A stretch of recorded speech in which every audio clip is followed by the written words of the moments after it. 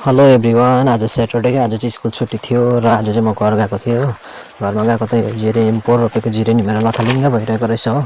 र त्यो सबैहरूलाई बटुलेँ, त्यसपछि मलहरू ल्याएँ र मलहरू र पहिलाको पटको मलहरू सबै फिटफाट पारेर अनि सबै पटहरू खाली गरेर पटहरू सबलाई भर्न थालेँ हो। र बिस्तारै पटहरू भर्दै त्यो जिरेनियमहरूलाई मैले सार्नु थालेँ र धेरैवटा थियो हो। र यसरी पहिला पट भरेँ हो।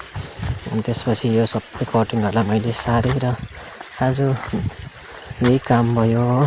यो सकेर अरू काम पनि गराइ भयो र फर्स्ट चाहिँ मैले आज यो जिरेनियम रोप्ने काम गरेँ र अहिले रोपिरहेछ भने पछि मजाले फुल्छ हो।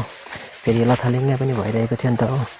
पोहोर रोपेकोहरू सबै मल सकेर कस्तो भइरहेको थियो र मैले सबैलाई आज चाहिँ रोपेँ र यसरी चुटिक्क बनाएर चाहिँ मैले सबै रोपेर चाहिँ फुल राख्ने यसमा सजाएर राखेँ।